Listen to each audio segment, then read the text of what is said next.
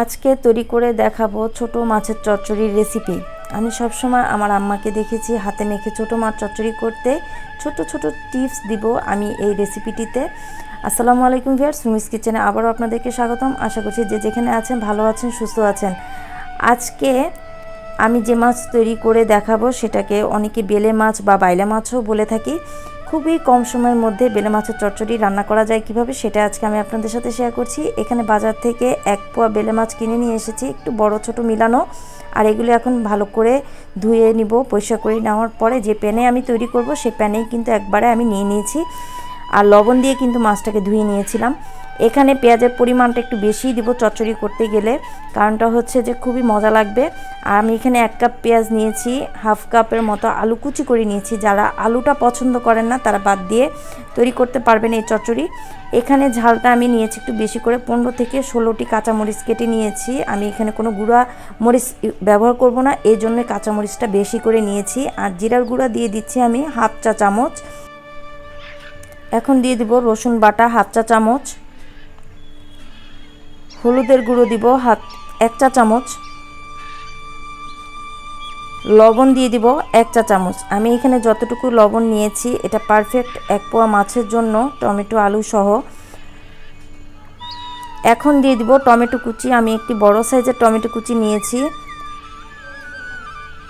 তেল অথবা সরিষার তেল অথবা সয়াবিন তেল দিয়ে এই রান্নাটা করা যাবে। আমি এখানে 1/3 কাপ সয়াবিন তেল নিয়েছি। আর এখন আলু, পেঁয়াজ, টমেটো মশলাগুলো একটু ভালো করে মেখে নিব।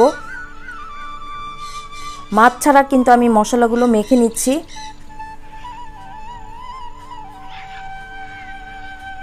সব কিছু মশলা মাখানো হয়ে গেলে এখন মাছগুলোর সাথে মেখে নিচ্ছি।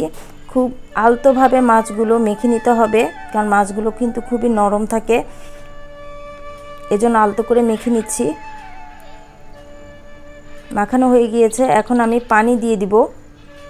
আর পানিটা কতটুকু নিয়েছি সেটা বলবো না, মাছের উপরে ডিপেন্ড করবে। আমি এখানে একদম মাছ বরাবর পানিটা নিয়েছি, মানে সমান সমান, মাছটা যাতে সমান সমান পানি থাকে সেই অবস্থায় কিন্তু পানিটুকু নিতে হবে। আর একটা ছোট টিপস দিব, পানি কিন্তু খুব বেশি নেওয়া যাবে না। খুব বেশি দিয়ে দিলে সে পর্যায়ে একটা টিপস হচ্ছে যে চুলায় বসিয়ে আপনারা হাই হিটে ঢাকনা না দিয়ে পানিটা কমিয়ে নেবেন।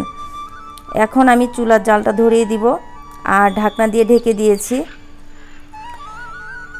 হাই হিটে আছে।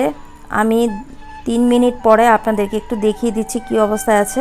আবারও আমি ঢেকে দিব।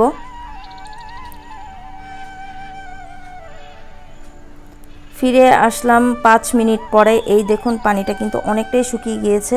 এখন আমি চুলার আঁচ একটু মিডিয়াম করে দিব আর হাতলটা ধরে আমি এভাবে নেড়ে চেড়ে দিব। এখানে কিন্তু কোনো প্রকার কাঠের চামচ বা স্প্যাচুলা দিয়ে নাড়াচাড়া করার কোনোই প্রয়োজন নেই, কারণ বেশি নাড়াচাড়া করতে গেলেই কিন্তু মাছটা ভেঙে যাবে আর খেতে কিন্তু ভালো লাগবে না, কাঁটাটা ছেড়ে আসবে। আমি জাস্ট একটু চেক করে নিচ্ছি যে আলুটা সিদ্ধ হয়ে গিয়েছে কিনা আর লবণটা পরিমাণ মতো হয়েছে কিনা। অবশ্যই এটা চেক করে নিতে হবে।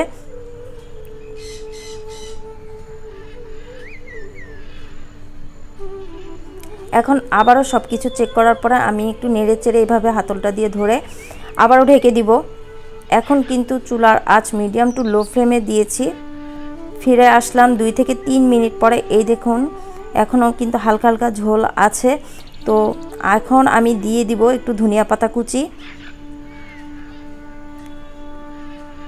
এরকম হালকা ঝোল থাকা অবস্থায় কিন্তু ধনিয়া পাতা কুচি দিয়ে দিতে হবে, তাহলে কিন্তু এই যে এখন দিয়ে আমি কিন্তু এটা ঢেকে দিব 2 থেকে 3 মিনিটের জন্য। আর ঝোল থাকা অবস্থায় দিলে কিন্তু ঝোলটাও একটু কমে আসবে, একদম তেলটা উপরে উঠে আসবে। আর যেই ধনিয়া পাতা দিয়েছি সেটাও কিন্তু নরম হয়ে ফ্লেভার, খুব সুন্দর একটা ফ্লেভার বের হয়ে আসবে। তো আমি আবারও একটু উল্টো দিক দিয়ে দেখুন একটু ধনিয়া পাতাকে একটু চেপে দিয়েছি যাতে খুব সুন্দর নরম হয়ে যায়। এই যে ফিরে আসবো 2 থেকে 3 মিনিট পরে। তো এই দেখুন 3 মিনিট পরে কি অবস্থায় আছে, তেলটা কিন্তু চারপাশটা উঠে এসেছে, তার মানে এটা চচ্চড়ি একদম রেডি। আমি এখন চুলা নিভিয়ে দিব। তো তৈরি হয়ে গেছে সুস্বাদু ও মজাদার বেলে মাছের চচ্চড়ি। এই মাছ গরম গরম ভাতের সাথে কিন্তু খুবই মজা লাগে। এই বেলে মাছের চচ্চড়ির রেসিপিটি যদি ভালো লেগে থাকে তাহলে চ্যানেলটিকে সাবস্ক্রাইব করতে ভুলবেন না। ফ্রেন্ডস অ্যান্ড ফ্যামিলির সাথে শেয়ার করবেন। আজকের মতো বিদায় নিচ্ছি।